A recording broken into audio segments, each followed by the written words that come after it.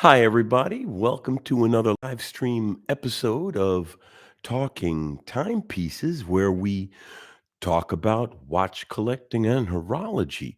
Um, Very stoked. We're just coming off of our 2,000 subscriber mark. We're really making a mark in the industry, slow and steady. And I say we because obviously without you, we wouldn't have anything, right? I mean, a community is people. And one of the things I'm fond of saying about people and things and community is because I'm in the things industry, as it were, electronic manufacturing, but things aren't important. People are important. You could take you could take a box, you could take 1,000 cell phones and put them in the middle of the field and come back a month later, be a bunch of soggy boxes. You put 10 people in a room, lock the door, and come back an hour later, and there's a market, even if they're just promising things they will do in the future. Things are what we use to interact with people. Um, so all of this is about people in the end. Watch collecting is just an interesting way to interact with life and people because if there were no people and no one to meet, then you wouldn't need a watch, would you? Right? Because there'd be nothing to be on time for. What use is a television without an audience? What use is a whistle with no one to hear it? It's all about interaction. And so that's why I value this part of my week. I've really come to look forward to this. But I really value this about the channel. It wasn't easy to build it up, but now we've gotten to a point where we have a forum now where we could talk about watches and watch collecting and horology, and we could talk about it the way we want. I'm not pre-screening any of the questions. Everybody can see all of the questions. I do all of this live. Oh, hey, how's it going, Joe? Joe Sylvia? Um, you know, I don't collect questions and answer them in a recording. This is all real time. If I don't know the answer, I will have to either wing it or say I will get back to you. But I like to think I do my due diligence and I'm reasonably up to date in what's going on in the marketplace, so we can have a reasonably intelligent conversation. I recognize that we're in a world where your time is incredibly valuable, and the fact that you're giving me even a fraction of it is something that flatters and honors me, and I'm really, really humbled by your attention. So let's make this the best interactive live stream about watches that we can make it. Hey, Jonathan Cavassini, how's it going? I had a good weekend. I hope everyone else had a good weekend as well. Good week. Hey, Barry, how's it going, Barry? Watching from Glasgow this week. Hey, I always like it when my international viewers chime in from where they are. Um, Because it is an international community, which is interestingly enough the name of a magazine I once worked for, which was it was a coffee table, English language business magazine out of Berlin. Drinking Pilsner Urquell tonight. And the publisher was a guy who used to work for Checkpoint magazine. Dennis was his name. I won't give the family name to protect privacy. But Dennis used to work for Checkpoint magazine, which was the military magazine in Berlin for the American military. And then the Cold War ended, and he was like, what do I do now? And frankly, I was in the same boat. I was at the time. I was the sales manager for the beverage distributor for Anheuser-Busch, Heineken, and Robert Mondavi, Gallo. I have to say it all. Welch's and Dr. Pepper, and oh, I'm starting to forget. Thank God. But that's what the plaque on the walls for. From the first Gulf War, I was the point man at Rhein-Main Air Base for Anheuser-Busch and Heineken, and all the parties and such, I guess. But when we think about an international community, this, like I said, this magazine was international, called International Community, and he launched it uh, to continue his livelihood. But he was a sharp man, smart guy. He still is. I mean, so he is a smart man and a sharp guy. And he created this magazine because German businesses could use an English language, magazine to sit in their waiting rooms so that people would, know that they were an international player, and I mean, it was a serious magazine. I would interview the Chamber of Commerce chairman for Brandenburg and such, and we'd run that kinda stuff, and I did a couple of really good pieces in my humble opinion.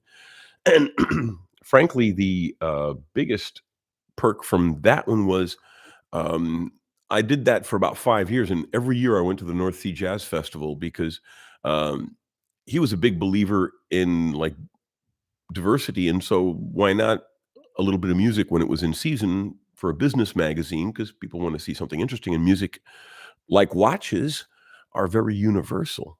And so, he let me do a trade out with the North Sea Jazz Festival every year, and, we'd give give 'em an ad, and they'd, well, I was pressed, so I could go anyway, but, you know, we took the time to give them the attention, and I would go up every year and do the North Sea Jazz Festival as a journalist.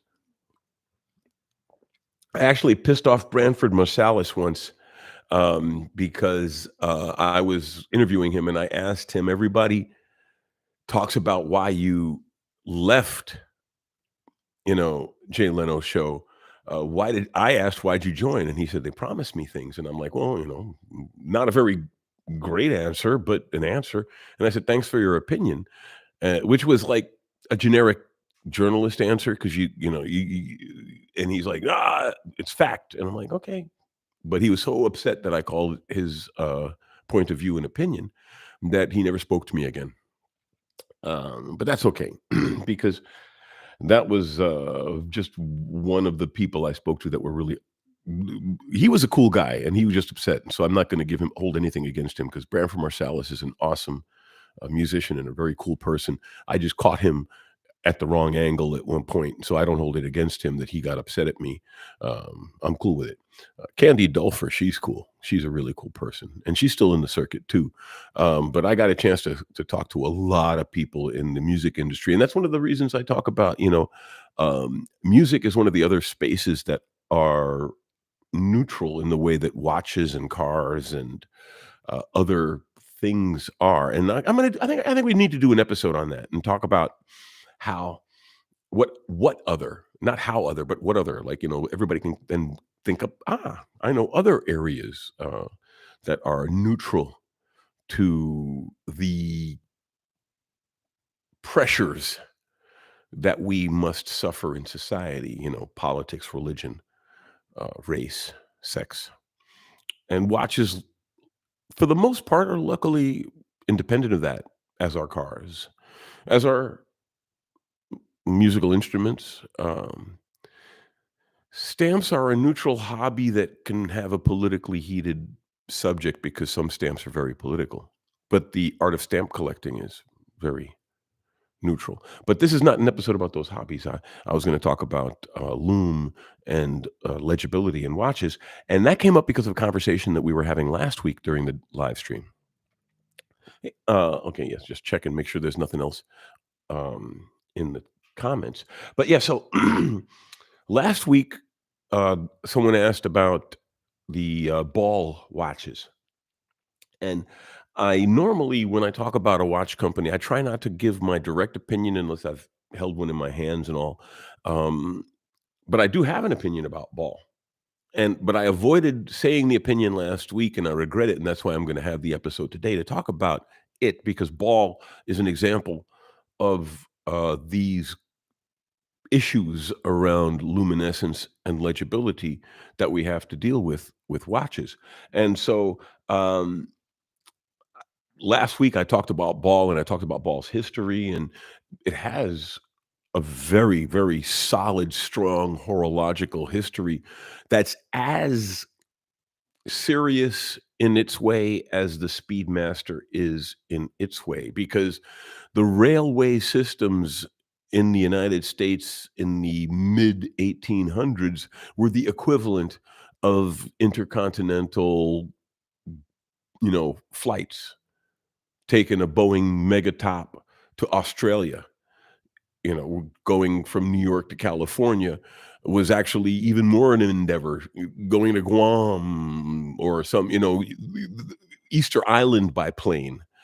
Um, Going by rail across the United States in the 1800s was an endeavor. It wasn't, point and click. And there was a horrific railway accident, and a lot of people died. And Ball, the man Ball, wound up. Uh, it's a long story, and we'll talk about it because I talked a little bit about it the other time, and I've talked about it in other episodes. But I'll talk about it in another episode when I finally get my hands on a ball. I should just borrow a ball. If anybody has a ball, let me know. The term "get on the ball" is from the watches, not the round rubber object. But so essentially, Ball has a really solid history. But Ball's also, in my humble opinion, a perfect example of a company that fell down the rabbit hole. They had something that worked for them, and it's become their thing. It's become their design cue. It's become their design language. And some people like it, but not everybody does. And I'm not a big fan of it myself. I think that they could refine the technology now to, precision's gotten tighter. They could put that into smaller tubes and make more elegant hands and indices. But the thing with Ball, which I'm alluding to when I was saying they should get smaller hands and indices, is they've really pushed for luminance and nighttime legibility as one of the touchstones of their company. And so they have tritium glass tubes full of radioactive tritium gas in their hands and indices. Tritium used to be used as a paint. Radium, which was comically dangerous and sadly tragic, a lot of people died because of radium paint in watches. Look up radium girls in a Google search and you'll know what I mean. And tritium, which is relatively safe because it is it's relatively safe. But it's still marginally dangerous. They said you can only use it in sealed packages. And so Ball still has tritium glass capsules full of tritium gas in the faces of their watches, in the indices and in the hands. So you could see it at night wonderfully for about 35 years. And then it'll start really falling off because the half-life of tritium is about 30 some odd years. And so that means it'll drop in brightness by half every 30 years. But once and it's not a very bright lume to begin with. So after about 40 to 50 years, you got no lume, which is okay. There are a lot of watches that run out of lume. There are a lot of watches that have crap lume, but you still have to deal with the fact that you've got these big glass tubes embedded into your indices and your hands, and I personally think it breaks the aesthetic up a little bit. And there are modern equivalents that are very good, superluminova and variants of that nature. Um, I actually wanted to talk about legibility. Oh, hey, Copper, how's it going? Copper Films. Um, for example, this watch, this is a Omega Moon Swatch. I realize I have way too many lights up. Well, you need it for illumination, but that's an Omega Moon Swatch. And frankly, the hands are hard to see in bad angles or light. Whereas, of course, I don't even have to like try to find a good angle with this, right? If you notice, I'm moving the moon swatch all over the place. They both have plastic crystals.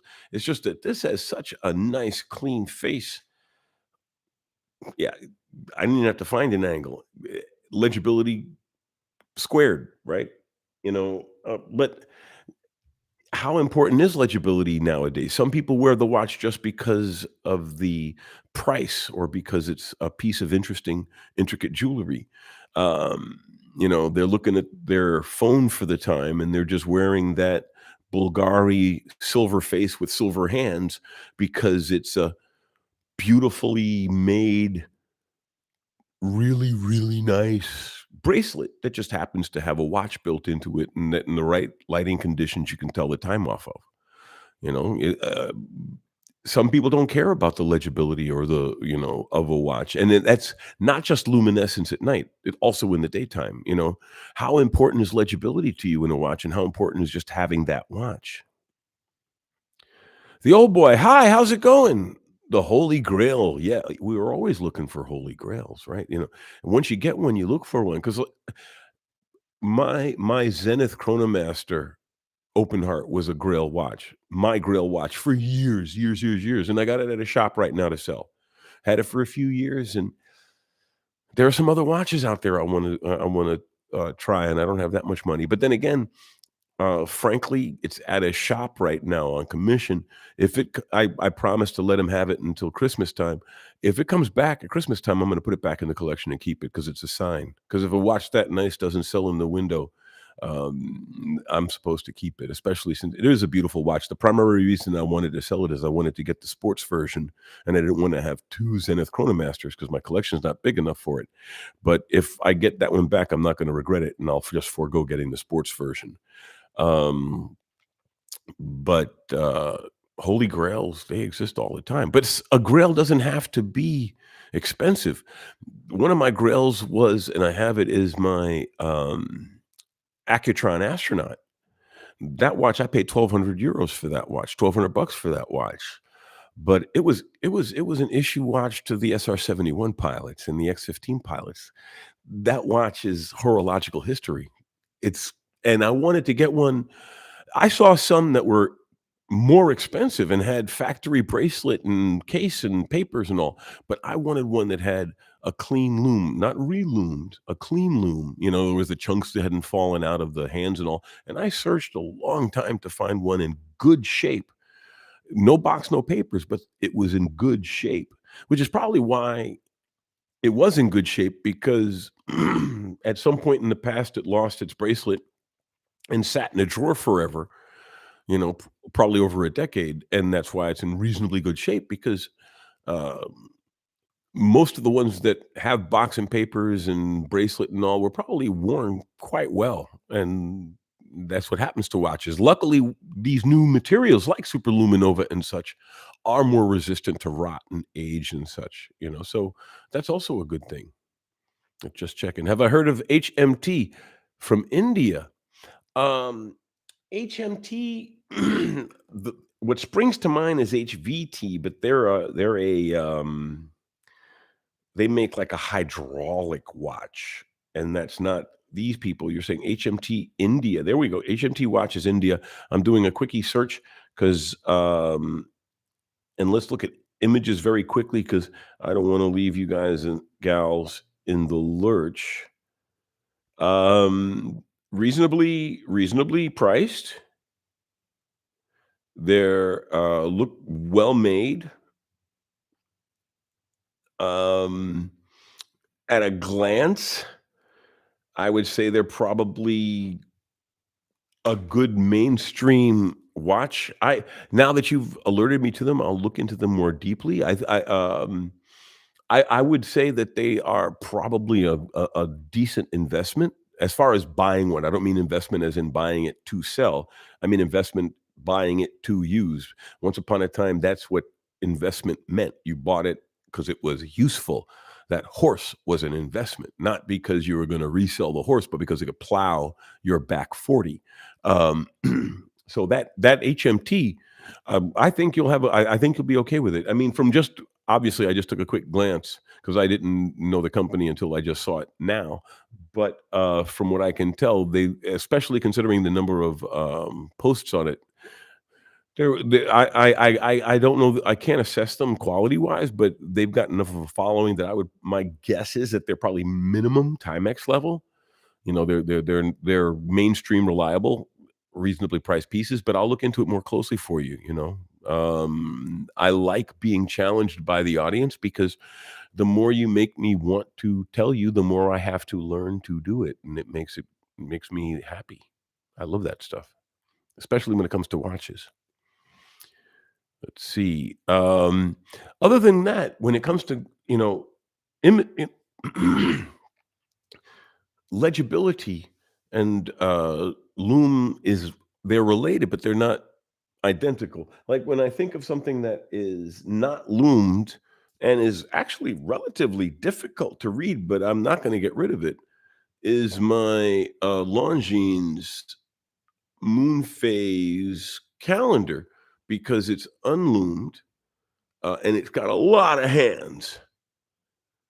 Uh, but I'm okay with the fact that it's a little hard to read because, frankly, it's the best value 7751 moon phase full calendar presentation on the market for under $10,000. There are better, but not for, I mean, if you go to like the Bauman Mercier, or if you go to the Maurice Lacroix, or I mean, they're all value 7751s. It's all the same movement. Union Glashütte. Well, they might play with it a little bit, but that's a 7751 in there. And so when you start talking about, that, and the fact that the Longines has a column wheel in it, column wheel, I'll take a little bit less legibility for a full calendar moon phase with a column wheel from a company like Longines. Um, but it's not a very legible watch. So the question is, how important is legibility to you? There are some watches like. I won't wear the Longines at night, obviously.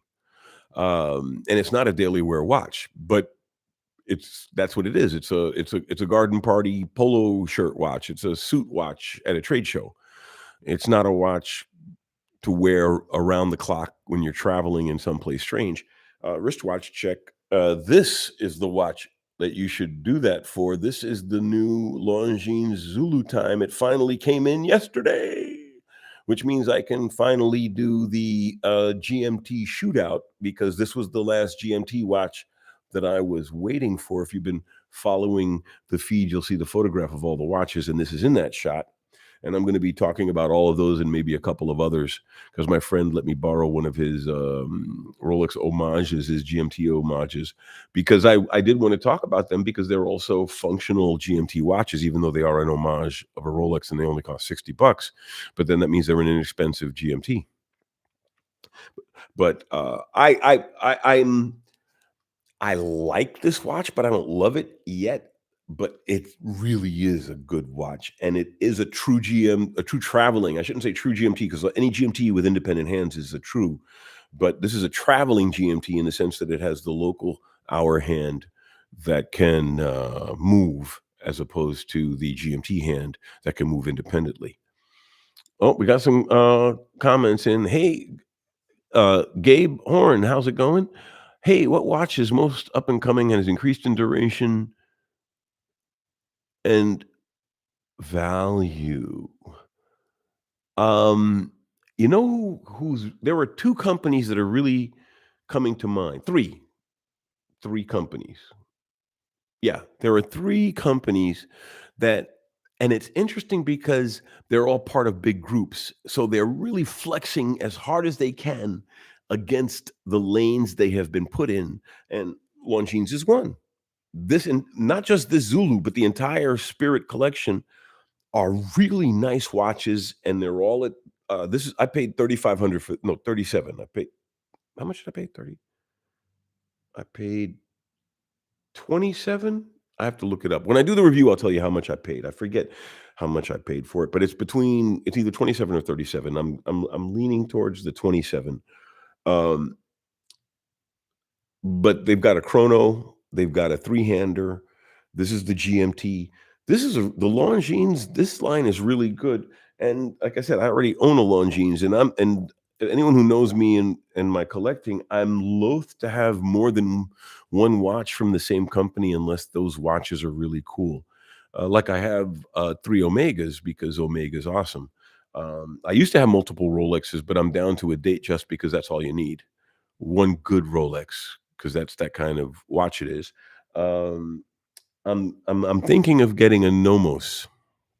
I'm really thinking of getting a Nomos, the new one, the Club Sport 42. With the new integrated. It's not an integrated bracelet, but it's a conformal. It fits the case, like, unlike the last Club Sport 42 that did not. have a bracelet that fit the case. Let's see. Oh, more comments. Kapur, they have a government company, simple mechanical watch, a stainless steel casing, completely in-house winding, 17 joules movement, and for about $40. Boom. So they're an Indian Vostok, good quality. They probably give it to the Indian military. Every government needs a reliable source of good watches. And so, yeah, so there we go. I'm gonna definitely get my hands on one. At that price point, I'll definitely get my hands on one, if only for the show to satisfy you, my friend. All viewers are important, and every watch, I mean, if you said, "Hey, let's check out the new Patek," I'd be like, "Ooh, maybe." But if it's a 40, $50 watch, I'll definitely, get one, if only to review it and show the audience, because it's a new piece and it's something that they haven't encountered yet. Because I hadn't, I mean, they might have all encountered it, and I might be the last guy on the planet to know about it. But at least then everyone will have an opportunity to see it with hands on. I'm going to continue to try to do hands on reviews as long as I can financially handle it. And when I run out of money to buy new watches, I'll do those, image oriented reviews. But for the most part, I'm always going to have a watch in my hands when I'm saying anything seriously about it on this show. So,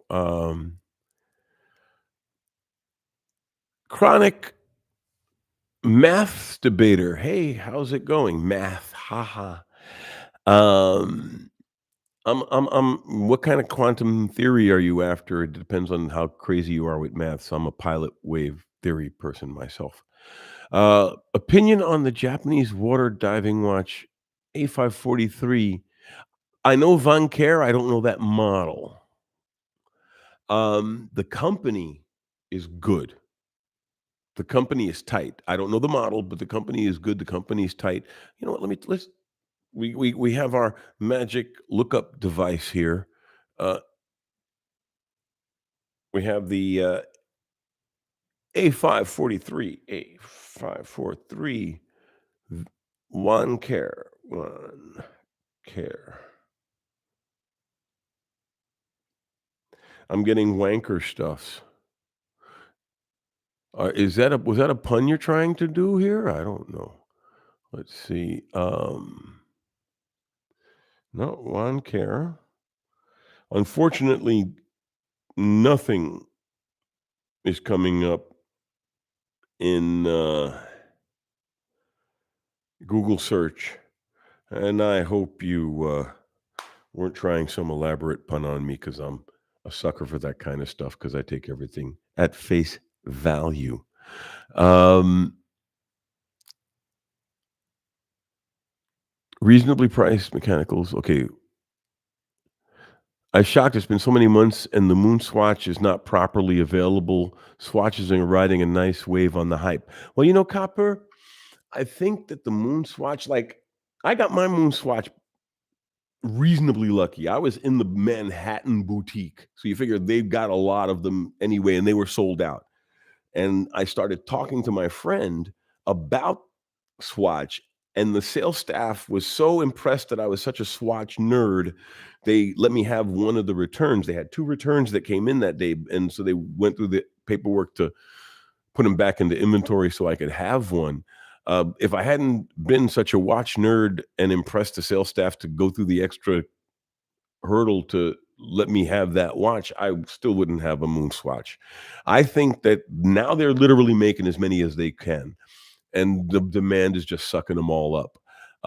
Unfortunately, I would say at least a third of that demand are speculators still, because you can make 30% on a Swatch. I mean, you pay 250 for it and you can sell it for 400. That's unfortunately where the gray market price is settled on swatches, 350 to 400, Swatch Moon swatches, which at least it's not a comical markup. But yeah, they're getting 30 points off of just walking in and being the right person at the right time to get this watch. So I think that just the demand is still just very, very high. I think it was a big mistake on their part in the timing and everything, but don't blame the watch for the management's mistakes. It is a good watch. It's a fun watch. It's more expensive than a watch of its type should be, but you're about 40% of the price that you're paying is for the homage, value. The Omega stamp on the label is a significant chunk of the value of that watch, and you have to factor that in when you buy a watch, but that's all part and parcel in the beauty of of watch collecting is it's the hunt. And it's that animal really that big, or is it all just fur? And then when I finally take it down, there's like a pound of meat in an animal that looks like it's 10 pounds because the fur is that big, you know? It's about hunting, and it's about finding a good buy. The my I was gonna do this week's episode about, I was gonna do this week's episode about the, Rolex pricing, because every all of the pundits are starting to say that the gray market prices are stabilizing, but I'm gonna give it one more week, and then I'll talk about it too. Next week's recorded episode is, now that I finally got the Longines GMT in, I'm going to do the GMT shootout, and, we're gonna review about a dozen GMT watches and talk about which are the best in their category. Because like some people are saying how the Seiko GMT is such an awesome watch, but for $500, you can get a watch almost as good or as good, if you don't mind it being an homage to a GMT with an independent GMT hand. So it really depends on, pardon me, excuse me. It depends on the marketplace. So the Rolex, the Swatch Moon Swatch is at the center of a marketing and history, branding juggernaut that it's gonna be interesting to see how it all plays out, but it's not gonna be a negative, not by a long shot. It's not gonna be a negative by a long shot because, yes, 250 bucks is a lot of money in one sense, but if you're in this business, you're not struggling to make ends meet. If you're collecting watches and you have rent problems, stop collecting watches and pay your rent, okay? Turn the channel off and go pay your rent, right? This channel is for people who can afford the luxury of, not even doesn't have to be an expensive watch, but if you're looking at that, where's my next $50 come from? You can't afford that Casio diver. Um, no, no, no. We have to have some baseline assumptions here. And if you're watching this channel and thinking about buying a $5,000 watch, you have the money to save towards it. You know, you may only have $100 a month. You may only have $50 a month. But if you're saving towards a watch, you're do it with money you have. Don't do it with money you don't have. We did a whole episode about credit and buying watches. Okay. So if we're talking, all the cards on the table, everybody in this conversation can afford the watches that we're talking about. $250 is not a lot of money for a cool watch. It's not. 500 is. It better be cool and functional, like the Seiko GMT, which was going to be one of my examples for legibility because look, that is legible as heck. Isn't that a beautifully legible piece? You know, legibility is relative. See, so this watch, for example, this is the my Universal Genève Senna, still reasonably legible because it's a white face, but it's high polished steel hands with lume on it. So as long as you're catching it from, and it's also anti-reflective, and that's a big thing. Anti-reflective is important on the glass because yeah, reflections cause problems. When you think about it, right? About legibility, right? Let's look at two watches and legibility. right? That Jaeger Polaris is more legible than the Rolex that costs twice as much. And this has a nicer looking movement too, and a hand finished case. But we've talked about how Rolex is comically overpriced for what you're getting. Although this has a date and this doesn't. But this JLC is way more legible than this date just. Although the date just is pretty legible. Then again, you could look at a company like IWC, which I mean, this is legibility personified. This is a but then this is like Aviator on steroids, and this is a GMT time in the little window, by the way.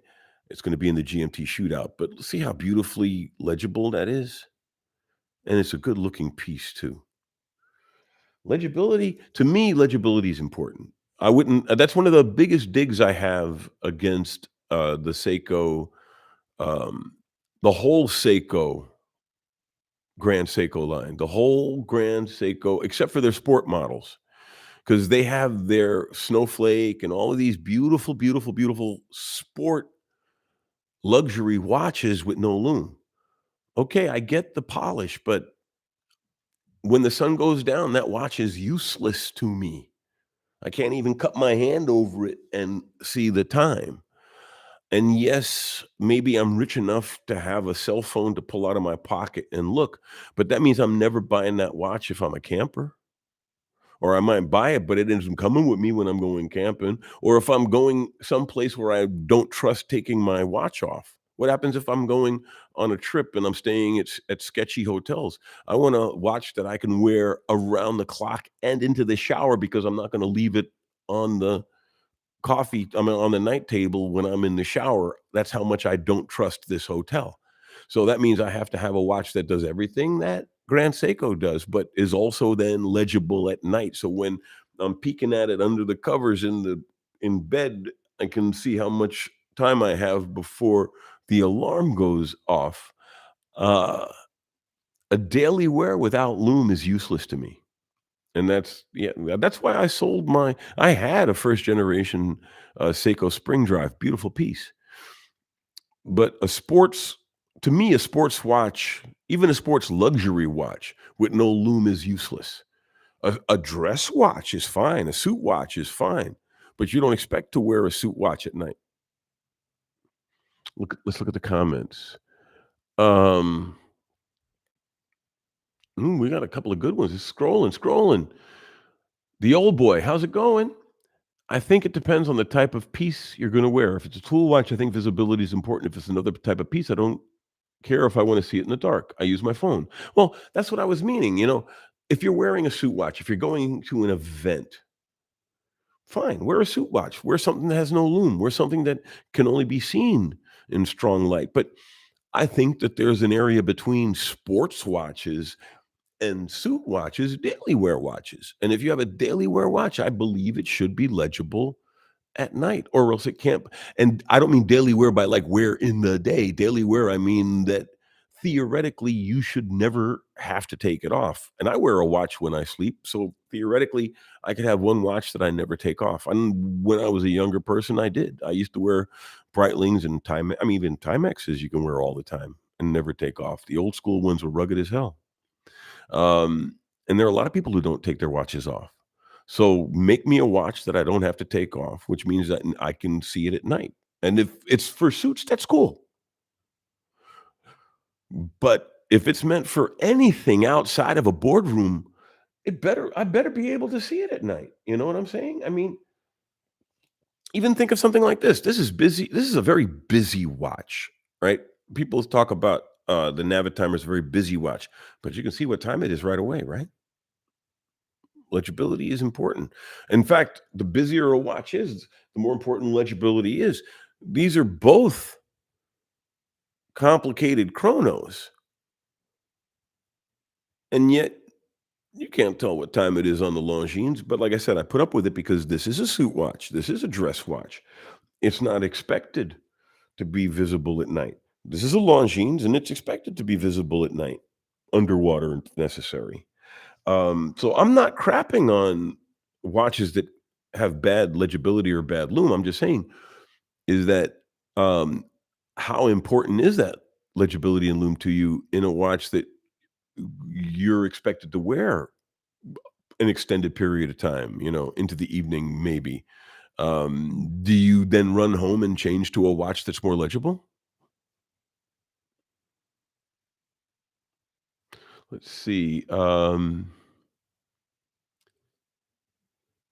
do I feel about the Paganis? Actually, I'm gonna have 2 Paganis in my, shootout, my GMT shootout. I don't personally own Paganis, but I don't crap on them. My friend, Rob, the one I've actually done an episode with him, and we talked about a bunch of his Paganis. He's got a bunch of Paganis, and he lent me a couple for the, GMT shootout, and I'm gonna point out that they're great, inexpensive GMT watches, right? Just I mean, they're homages, but they're also GMT watches, right? So, nothing wrong with them, and so I'm gonna put them into the running in consideration because, yeah, $60 GMT homage, or actually, I think a true mechanical GMT homage out of Pagani is probably about 150. I have to double check with him on the prices, or a $500. Although this is really this really is a good watch. You should check out my review of this piece. Um, I have to double check. I think I did a review. If I haven't, I will. But no, no, no. This is a good piece. It really is a good piece. And like I said, I had and sold a Seiko Spring Drive, but I'm not going to sell this one. This is a perfect knock around travel watch. Perfect because it looks cool, keeps 2 time zones. It's an SKX with extra functionality. Um, Federico Federico Talks Watches pointed out how he would take one, and it's a great piece, but it doesn't mean it's the best GMT you could buy for the money. There are other pieces out there that you may want to consider. But we've pretty much gone through the gamut on the legibility thing, but I thought it was a good aspect to talk about because I think in the case of the ball, which coming all the way back to the very beginning and talking about ball watches, I do think they try too hard. They found that thing about the loom and the tritium tubes and all of that and the high legibility, but that's a one trick pony, and they've painted themselves a little bit into a corner. So if I were them, I would work on maybe getting my hands on some thinner and shorter tubes, and playing with different dial and indice variations, or maybe make dots, posts, and get away from these big linear indices because a post or a dot would still be loomed, but it would be round and small. I would, if I were them, I would play with what you could do with the modern machining technology, and maybe keep the tritium tubes, but not so big and clunky because it is it, and I know people are into that, but it screams, yeah, one trick pony. I'm a watch that you can always trust the loom. But that's not what started the company, right? The company was started on accuracy. Loom had literally nothing to do with it. You're standing on the train platform in Texas at 3 o'clock in the afternoon. There's plenty of light. But if that watch was off by half a minute, 2 trains would collide and several hundred people would die.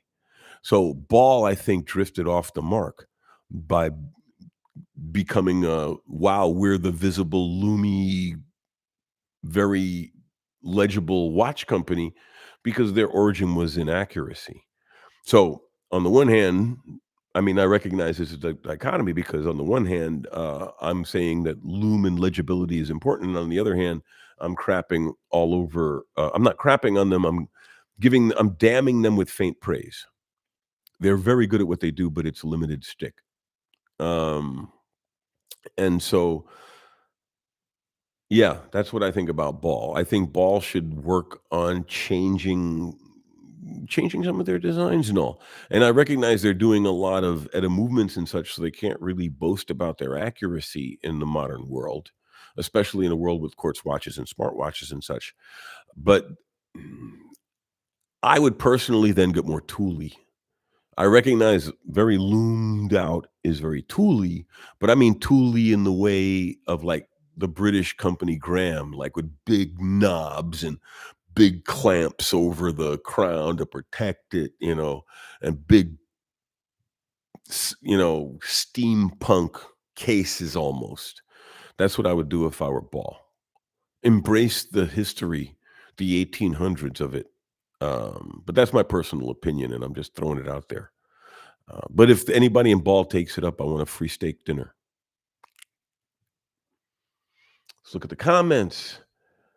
Um, Dude, I bought like 8 watches, in a year. Now I'm thinking to sell a couple just because I couldn't give them enough wrist time.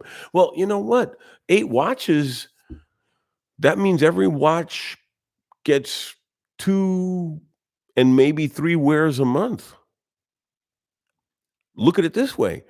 If you wore each of those watches once a month, let's say you had 30 watches. And I don't have 30 watches. I have about 24 wrist, and I only have about 12 in high rotation. I have watches I literally don't wear. Like my Swatch System 51 Irony, I sized it for my daughter's wrist and I lost the links, so I can't even wear it. So it's in my collection. But no, I mean, there are other pieces I don't wear, like my Walkman flyback chronograph. I bought it because of what it is. I don't wear it because I don't want to worry about fixing it. Um, I've got a few pieces in my collection that I don't wear, but I have in my collection and I'm proud to have them. Um, but the wrist time, I think, if you give that watch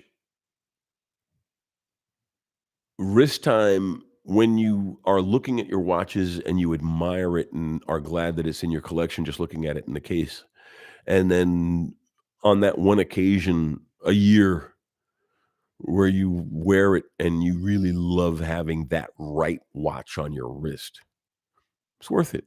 Worth it to me, but then I'm an old guy and I literally live in a one-bedroom apartment. I could afford to live in someplace bigger, but I'm an old guy. I live by myself, so why should I have a big-ass apartment? And so I take the money I save and I don't have a car, and so I spend it in watches. But your mileage may vary. I'm just a lucky man. But then again, I'll be 61 this month. You know, if you don't have your stuff together by the time you're 60, you're eating out of garbage cans. Most 60-year-olds are either in real trouble or they got their stuff together. And there's a reason because life is long and hard. And I have no negative thoughts towards anybody who is in trouble because I lucked into half the stuff that I did that made me a better person. And opportunity is and luck is a big factor in a lot of things in life. But I happen to be where I am and I'm collecting watches. And so let's have this conversation about watches. Um, the whole aspect of wrist time and watch collecting and holding watches, think about things that are also of equal value and you never wear, if you're a collector, right? I paid 1,000 euros for that suit of armor. I bought it out of the window of a gun shop, and it's too small for me, but I think it's cool. When I paid 1,000 euros, I just stare at it. When you think about things you buy and whether or not they provide direct value to you, feeling good about something is a direct value too, isn't it? If you look at that watch in the case and you know that occasionally you wear it, it's not, if you don't wear it occasionally, then get rid of it. But if you wear it occasionally, if you have 8 watches, you have plenty of opportunity to wear each one at least once a month. And if you're happy owning them, keep them. If you don't need the money, don't sell them. If you want to spend the money on another watch, sell a couple and buy another watch. But if you're not looking at another watch and you don't need the money, don't sell the watches. Keep them. Enjoy them. Have fun with them. Give them to your kids. Let them sell them. You know, at least then they'll be antiques. Might get some good money out of them. Let's see. Kapur, 250 is an okay price for the Moonswatch, but in my country, the minimum markup is 3.5 to 4 times. Ouch! If I could get one for 400, I would get it. Well, something tells me that you're regionally restricted. I would say I would be more than happy to go with you on a shopping expedition in Frankfurt, but you'd have to get to Frankfurt. My apologies. But if you did come, I'd buy all the beer and the food. You know, to be at least reasonably magnanimous in the host sense there. And we'll go to all the shops and be all, "Ooh, let's look at this watch," and, "I don't know, this Piaget skeleton doesn't quite work, man, I don't know. You sure 15? I gotta think about it," you know? Have some fun shopping for watches. But yeah, no, but I can appreciate the situation. Sometimes you are regionally locked and you can't get out, and the merchants take advantage of that.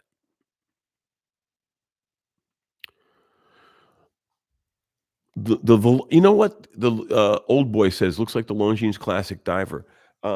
This Spirit, it really does, take from a lot of the old catalog of Longines and nods in a lot of different directions. I like it, and I think I'm gonna do a piece on Longines and Tissot and, Rado, because the Captain Cook is really getting traction right now, and the Captain Cook, I just got my hands on the Captain Cook Chrono, and I did not expect to buy the Captain Cook Chrono, and, but the Captain Cook line, so yeah, I think there are some companies that are really flexing their muscles, doing some good job, and I think, Longines is one of them, and, Rado is one of the others that is really impressing the industry with what they can do, and Tissot's the 3rd. Mm, let's see, Grand Seiko dials are incredible, out of this world. I agree. I just don't like the fact that the hands and indices aren't loomed. For $6,000, they could loom, and loom them tastefully. If Jaeger-LeCoultre can loom an $8,000 watch, Seiko can loom a $6,000 watch. You find legibility that important while buying a watch, for it's all about the beauty, watches are all about the art. Well, but that's the thing. Then integrate the loom into the art, right? I mean, this is a heavily loomed watch. Jaeger-LeCoultre, $7,000 Polaris. It's got loom, and the movement is as finished as the Seiko, and the case is as finished. JLC is right up there. Grand Seiko can't hold shit to JLC. I said the S word, my apologies. I might have to blur it in the, or I think you may be allowed to say it once or something, I forget. Um, but the bottom line is that, Grand Seiko is a good company. I'm not saying they're not a good company. I bought their watches. I have one of them. I have a Seiko right here. But that snowflake, they're pitching it as a daily wear, and at night it's useless. In your hotel room at 1 in the morning and you look at it under the covers, you're not gonna see anything. Even there are watches that have terrible lume, and you can at least see them from 2 inches away under at night in the dark, which is all you need if you're just trying to see how long it is until the alarm goes off. And if you've ever been a person traveling in a strange hotel and you don't wanna know what time it is in the middle of the night without having to wake up enough, it happens. Let's just say that. And the fact that the Grand Seikos aren't loomed, that's frankly the one of the reasons I don't own one. I actually was thinking about their sports models, but when it comes to sports watches, I like Omega too much, and the Omegas are as good as the Seikos. And but no, Seiko makes some great pieces. But I personally, it's my opinion. I'm not an arbiter of watches. I'm not saying, oh, ban them or shame. It's just me personally. I can't drop that much money into a watch that's supposed to be a daily wear that I can't see at night. What happens if I go what if I'm traveling and I don't wanna take the watch off the entire time? Do I just wing it at night? No, I'd rather travel with a piece that I could see under any circumstances, and this is a GMT, so it gives me the second time zone, which is useful for traveling.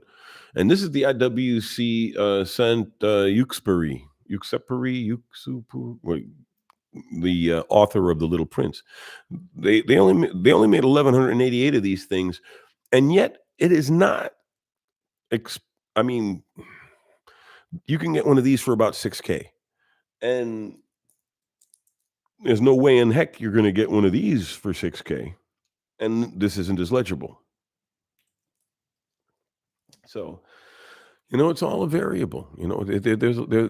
You pays your money, you take your ride, and some rides are posher than others. But then some look at a BMW, an Audi, and a Mercedes at the same price point. Let's say you want to drop $75,000 on a car. That's a lot of money to drop on a car, $75,000. And Audi sells one at that price point, BMW sells one at that price point, and Mercedes sells one at that price point. And those each of those cars will be radically different.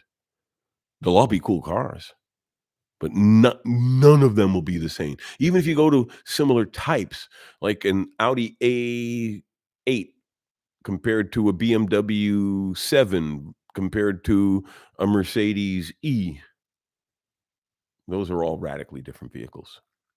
They're all posh cars that are incredibly comfortable, made to an incredibly high level of, precision, and have, really comfortable seats.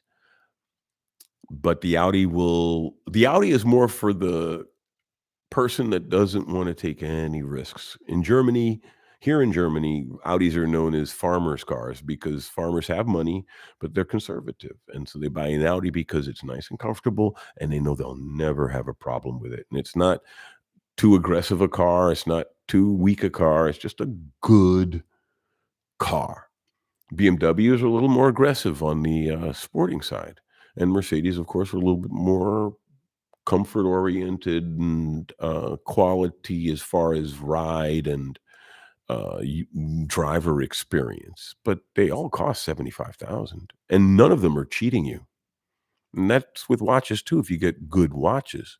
If you think about, you know, once you're into the $5,000, GMT price range, you're not suffering.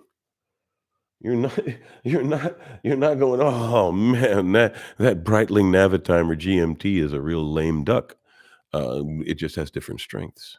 The Breitling Navitimer may not be a travel GMT with a flying local hour hand like the, IWC is, but the, Navitimer is a chrono as well, and has a slide rule, but that's more of a design issue. But yeah, it's all variable, but that's the beauty of the watch collecting thing. You have to decide what it is that you want from a watch, and then hunt for that watch, and find that watch, and enjoy that watch, and maybe find another one, and another one. Let's see, my goal my goal is to get one in the next couple of years. Yeah, and save for it. Don't buy it on credit. If you save for it, you'll enjoy it better, and take the time to research more. Because that's the nice thing about saving is it gives you time to do more research. You may change your mind and get a different model within the family, or may change your mind and get a completely different watch. But since you're saving, you still have that money. You didn't make an impulse buy on a credit card, and now you're regretting a watch that you may not have completely enjoyed and paying interest on it. Do I wear my watches while sleeping, Kapoor? Yes, I do. I literally do. I wear them while I'm sleeping, and I always make sure I'm wearing one that's, reasonably legible to wear in the evening. Like, sometimes I will wear a watch because I love it and then change at night. Um, my, Accutron Astronaut, classic piece. The lume is dead. So, before I go to bed, I'll swap to a watch with better lume because I am the kind of person at 6 in the morning, I'll go, because I do work from a home office, so I don't have to get up till, like, 7 or so. So I go, "Oh, yeah, I still got a little bit of time to sleep." And I do have an alarm, but, we all wanna know when the alarm's going off if we wake up in the middle of the night.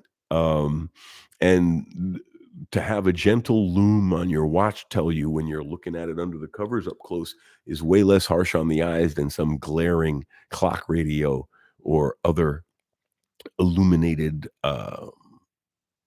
time chop, as it were, turning on your cell phone or something like that. The gentle loom, especially the weak loom of an older watch, but yeah, it the I like it. Like I said, your mileage may vary, but, I like having a watch with lume, so and I wear a watch in bed, why not? And it gives you important information. For me, it tells me how long I can stay in bed without having to worry about the alarm going off, or getting up for the trade show the next morning, or the business meeting, or whatever you have to worry about with watches. But I think a watch presents that information to you more gently than a phone will or an alarm clock would. Kapoor, have I ever owned a watch where the strap is more expensive than the watch?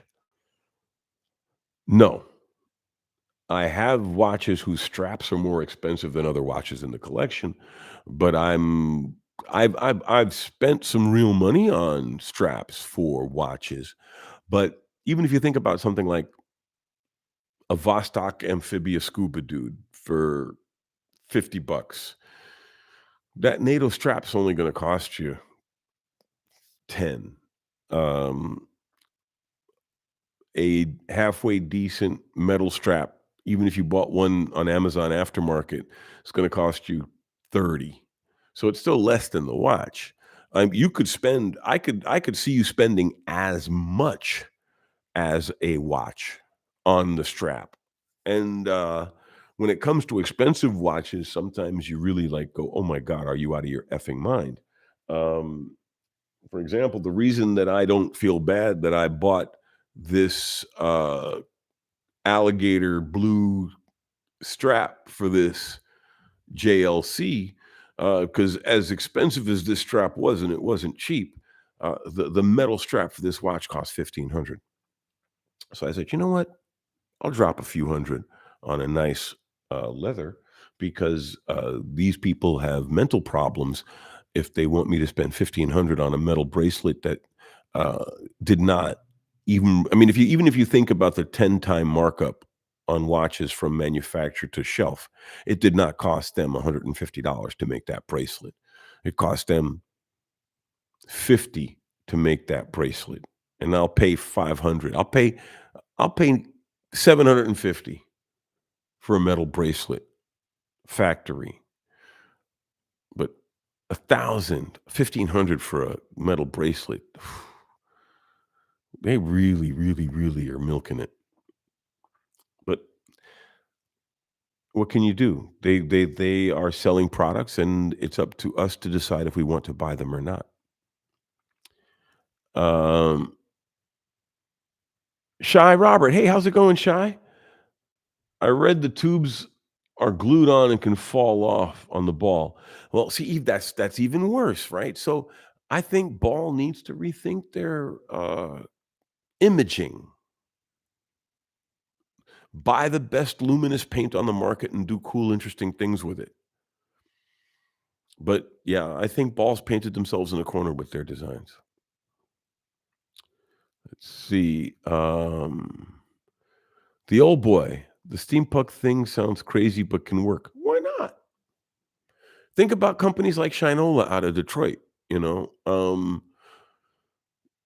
there is a market for rugged, vintage, nostalgia-oriented pieces.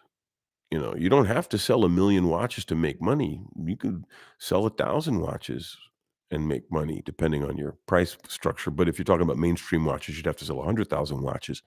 But still, why not? I mean, it can't be worse than what they're currently doing, but then again, I don't know what their market structure is right now and what their, market cap is, but I think Ball could do better, and considering that, like I said, their heritage is from industrial, rail, precision, tool watch. Being very well loomed is a nice gimmick, but it's a one-trick pony. Am I American? Oh, Pimpin' Bassy too. Am I an American? I don't sound very German. Well, I grew up in New York City. I grew up in South Queens. LL Cool J came from my neighborhood. My mom knew his mom. I came to Germany. I joined the army when I was 17, the American Army, and I came here to Germany as a radio traffic analyst, electronic warfare guy against the Russians during the old Cold War days. And I liked Germany, and I stayed. I went back to the States for a while, but I came back about 8 years ago, and I've been here ever since, and I love it. I stayed here 17 years the first time I was here, then went back to the States for 17, and I've been back now for about 8. And, yeah, I love it here. But I'm an American, yeah.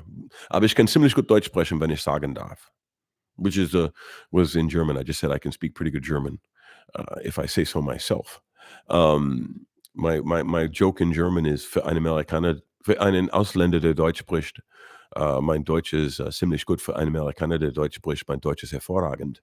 Which in, English is for a foreigner that speaks German, my German is pretty good. For an American that speaks German, it's fantastic, which is my little inside joke. Greetings from Poland. How's it going, KJ? Uh, what do I think out of my total monetary valuation? How much is in watches? About half of my retirement funds are tied up in watches. HMT, the Rado Diastar. Well, Rado is also very popular in India, so I could easily see HMT copying India. Grand Seikos. There are a few Grand Seikos with Lume Pal, but they're all sport models. If you could show me a Grand Seiko sports luxury model, the Birch, Snowflake, all of those that they're pitching to be up again, all of the watches they're pitching up against Rolex, none of them are loomed. And like I said, that could be cool with people. Just it doesn't float with me. Um, Kapoor, am I spot on with description on BMW, Audi, and Mercedes? I used to be a car enthusiast. I used to be a mechanic. My father was a mechanic in Brooklyn. He owned a garage in Brooklyn, and I used to pump gas as a child.